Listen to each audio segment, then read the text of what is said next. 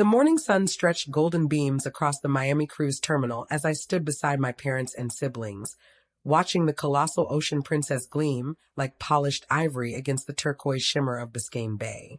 Over 1,000 feet long and home to more than 4,000 guests, she was one of the newest, most extravagant vessels afloat. My family, of course, had no clue just how deeply I was connected to this particular ship.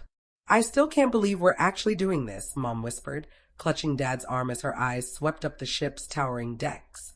Patricia Hawkins had dreamed of a luxury cruise for their 25th wedding anniversary for months, and Dad had finally made it happen. A week-long escape through the Caribbean. 25 years deserves something memorable, Dad said, kissing her temple. Robert Hawkins ran a small accounting practice in suburban Cleveland. We lived comfortably enough. But a trip like this was definitely a luxury splurge. My older brother Jason adjusted his designer sunglasses, his Rolex glinting in the sunlight. "Gotta hand it to you, Dad. This is next level. The Ocean Princess is supposed to be unreal. 5-star dining, Broadway shows, that infinity pool on deck 12. And the spa, my sister-in-law, Monica, added, practically glowing. I already booked us couples massages for tomorrow." My younger sister Kelly was busy taking selfies, the ship towering behind her. "This is going to be insane for Instagram. #luxury cruise, #family vacation, #blessed. I stood slightly apart from them, dressed simply in jeans and a white blouse, holding a small duffel that looked painfully modest next to their coordinated designer luggage sets. At 27, the middle child, I'd grown used to being the one they overlooked. "All right, everyone," Dad said, pulling out the boarding passes. "Let's get checked in. I want to explore before we set sail." We started toward the terminal when Mom suddenly lifted her hand to stop me. "Actually, Jessica, I need a quick word." I froze. "What's wrong?" She exchanged a quick look with Dad, then faced me with an expression I couldn't quite place. "Sweetheart, your father and I have been talking, and we've decided this cruise should just be for family." "I'm sorry, what?" I stared at her, thinking I must have misheard. "This is our anniversary trip," Dad said gently but firmly. "A time to celebrate with our children who've accomplished something meaningful." Jason shifted uncomfortably, though not enough to protest. "Jess, you know we love you, but this trip is expensive. Mom and Dad are paying for everyone, and it just doesn't feel right including someone who isn't really part of the family success story." "Family success story?" I repeated quietly. Monica gave me a pitying smile. "We know you're still figuring things out with your computer thing, but maybe this will give you the motivation to get serious about your career." "My computer thing?" I echoed. Kelly looked up from her phone. "Come on, Jess. You live in that tiny apartment, drive a car older than me, never go anywhere nice, never buy decent clothes. It's awkward when people ask what you do." "What is it again?" "Freelance something." "Software consultant," I said softly. "Right," Mom said, her tone patient but final. "And I'm sure that's nice for you, honey, but this cruise is for celebrating real milestones. Jason just made partner at his firm. Kelly graduated summa cum laude and got into grad school, and your father and I have built a successful business." "And me?" I asked quietly. "What have I built?" Dad hesitated. "I'm sure you're working very hard, sweetheart, but working hard and being successful aren't always the same." The words hit like a punch to the gut. I looked at each of them. 30 minutes later, I stood inside the ship's executive elevator, gliding upward toward the command bridge. Beyond the glass panels, the Miami skyline slowly shrank behind us as the vessel pushed toward open sea. My phone vibrated with a message from my assistant. "All passengers are aboard, ready for the welcome broadcast." I smiled, typing back, "Send it." All across the Ocean Princess, every screen, inside staterooms, restaurants, lounges, even elevators, lit up with the Maritime Enterprises emblem. A moment later, my face appeared on every display, framed by a crisp white captain's jacket bearing the company insignia. "Good afternoon, and welcome aboard the Ocean Princess," my recorded voice greeted. "I'm Jessica Hawkins, CEO and founder of Maritime Enterprises, and it's my honor to welcome you to the newest and most luxurious ship in our fleet." I could almost picture my family's reactions as they heard my voice and saw my image flashing across their sweet screens. The Ocean Princess is the result of 5 years of design, engineering, and construction, bringing together the finest amenities and service standards in the cruise industry. Our crew of 1,800 professionals is here to make sure your experience surpasses every expectation. My phone began to ring. Mom's photo filled the screen. I let it go unanswered. For the next 7 days, my voice continued, you'll explore stunning Caribbean destinations while enjoying world-class dining, entertainment, and accommodations. As the founder of Maritime Enterprises, I'm personally dedicated to ensuring every detail of your voyage is flawless. The phone rang again. Jason, then Kelly, then Dad. I ignored them all. From our collaboration with Michelin-starred chefs to our exclusive shore excursions and leading environmental initiatives, the Ocean Princess stands as a testament to our mission, redefining luxury travel. Thank you for choosing Maritime Enterprises, and I hope you enjoy your voyage. The broadcast ended. Screens reverted to normal programming, activity schedules, deck maps, upcoming events. I stepped out onto the bridge wing and looked down at the decks below. Hundreds of guests gathered around pools and promenades, still chatting excitedly about the CEO's welcome message. Ms. Hawkins, Captain Rodriguez approached, smiling slightly. I believe your family has been trying to reach you.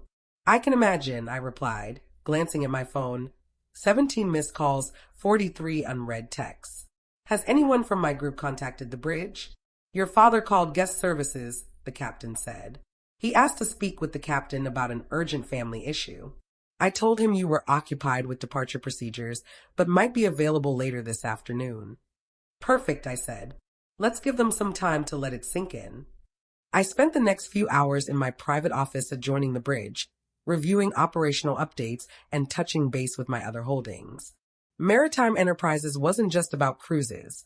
It encompassed a fleet of luxury ships, 5 private island resorts, and a global network of elite travel services catering to the ultra-wealthy. The company had started almost by accident. During my junior year at MIT, I created a logistics optimization algorithm for my computer science thesis. A heavy silence settled over the group, broken only by the faint notes of piano drifting from the atrium bar and the distant rhythm of waves striking the hull. My ship, Jason repeated slowly. You mean your ship? My ship, I said evenly. My company. My $6.2 billion maritime empire that you all apparently just discovered exists. Dad blinked, stammering. But how? You're 27. You live in a small apartment. You drive a Honda. I live simply because I like my privacy, I replied. And I drive a Honda because it's dependable and doesn't draw attention. As for my age, yes, I'm 27. I started building this company when I was 22. Monica gawked at me like I just sprouted a second head. You said you were a software consultant. I said I work with software, I clarified. Maritime logistics optimization, to be specific. The algorithm I designed in college transformed global shipping efficiency. I licensed it, used the earnings to buy vessels, and scaled from there. Ships, Kelly whispered. Plural, I said. 8 luxury cruise liners, 47 cargo ships, and 5 private islands, along with the ports, terminals, maintenance facilities, and corporate offices that support them. Headquarters in Miami, New York, and Monaco. Monaco? Mom echoed faintly. I also own the hotel where you stayed last night, the Meridian Grand in Miami. That's mine, too. The guest relations manager nearby looked caught between stepping in and just enjoying the scene unfolding in front of him. Dad sank into one of the atrium's leather chairs, looking dazed. If you have all this, why didn't you ever tell us? When exactly? I asked. When you told me I should get serious about my career. When you suggested I take a job as Jason's paralegal. Or maybe when you offered me shopping money in Miami, because you assumed I couldn't afford decent clothes. Mom's voice trembled. We were only trying to help. No, I said quietly. You were trying to fix what you thought was failure. You never once asked about my work or showed the slightest curiosity about what I was building. You just assumed that because I didn't look successful, I must be struggling. Jason was scrolling through his phone now, scanning the screen in disbelief. Forbes calls you the most innovative young entrepreneur in the travel industry. There's a feature in Fortune about your environmental projects. And you spoke at the World Economic Forum. The World Economic Forum, I confirmed. You told us it was a computer conference in Switzerland. Technically true, I said with a faint smile. There were plenty of computers at Davos. Kelly looked up from her own frantic Googling. You own islands? Like real tropical islands? 5, I said. All private resort destinations for ultra high net worth guests.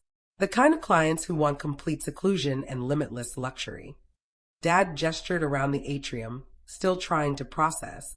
And this ship cost $2.8 billion to build, I said.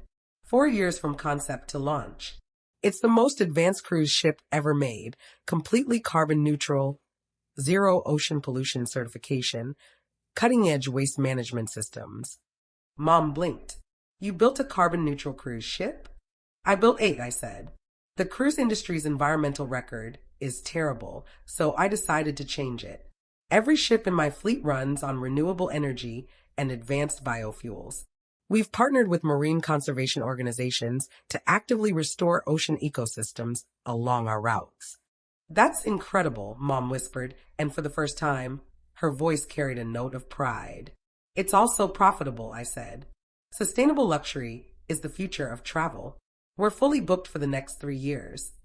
By now, the atrium had filled with curious passengers, many of them subtly eavesdropping on what had become an impromptu public family spectacle. You weren't supposed to find out, I said softly. I went to great lengths to keep my professional life separate from my family. But why? Jason asked, his brow furrowed. Why hide something so amazing? I watched the sun dipping toward the horizon before answering. Because I wanted you to care about me for who I am, not for what I've accomplished. I wanted to create something entirely mine, without anyone being able to claim it happened because of family ties or favors. Kelly frowned. But we don't even have connections in the maritime world. Exactly, I replied, which meant that whatever I achieved would be truly my own. Dad leaned forward. But you let us believe you were struggling. You let us worry. I met his eyes. Did you worry because you thought I was broke? Or because you thought I was miserable? Mom sighed. Both. Well, I said with a small smile, I'm neither. I'm not broke, and I'm genuinely happy. I love what I do. I love the challenges it brings. And I love knowing my work is helping make the travel industry more sustainable and responsible. You're happy, Dad repeated quietly. Extremely, I said. Every morning, I wake up excited to tackle the problems ahead. And the money, he asked. The money's just a result of doing something I love and doing it well. It's also a means to do more good, to invest in better tech, hire brilliant people, and fund projects that actually matter to me. Monica, who had been silent until now, finally spoke. So, what does this mean for us? Do we even belong here? This cruise must cost more than our annual income. The suites you're staying in usually rent for about $25,000 a week, I said. But you belong here because you're my family and I want you here.